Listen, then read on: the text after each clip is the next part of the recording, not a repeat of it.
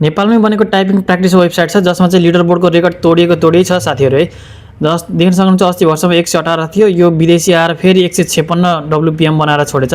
तर नेपालमा बनेको टाइपिङ प्र्याक्टिस वेबसाइटमा चाहिँ नेपालीको नामै देख्न पाइँदैन कि। यस्तो छ हेर्नु त, हाम्रो नेपालमा के नेपालीले इङ्ग्लिस टाइपिङ गर्नै सक्दैनन् त?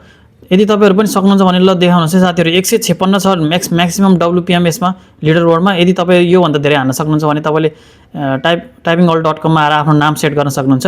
त्यसै गरी नेपाली ल्याङ्ग्वेजमा पनि देख्न सक्नुहुन्छ स्मृति रोगी भन्नेजीले चाहिँ उहाँले चाहिँ 33 WPM हान्नु रहेछ है। हाम्रो म्याक्सिमम नेपाली टाइपिङ गर्न सक्ने स्पिड यति नै हो त।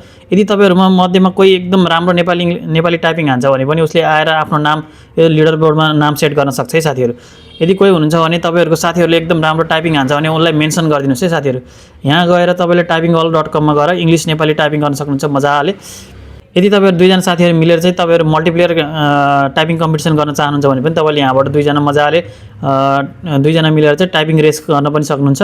यदि तपाईँ एक्लै हुनुहुन्छ भने मजाले गेम खेलेर टाइपिङ प्र्याक्टिस गर्न पनि सक्नुहुन्छ। र यसमा मजाको अर्को फिचर भनेको तपाईँको डे बाई डेको प्रोग्रेसहरू चाहिँ तपाईँले गरेको टाइपिङ प्र्याक्टिसको प्रोग्रेसहरू चाहिँ यहाँ मजाले देखाउँछ र मजाले ग्राफ चार्टमा तपाईँको डे बाई डेको प्रोग्रेस कसरी बढिरहेको छ, कसरी तपाईँको टाइपिङ चाहिँ स्पिड बढिरहेको छ भन्ने कुरा यहाँ देखाउँदछ। र मजाले तपाईँले सर्टिफिकेट जेनेरेट गरेर चाहिँ यसरी आफ्नो सर्टिफिकेट पनि पाउन सक्नुहुन्छ है साथीहरू। यदि तपाईँ टाइपिङमा मजा लाग्छ, तपाईँलाई टाइपिङ प्र्याक्टिसको सर्टिफिकेट चाहिन्छ भने यहाँबाट सर्टिफिकेट पनि निकाल्न सक्नुहुन्छ है त।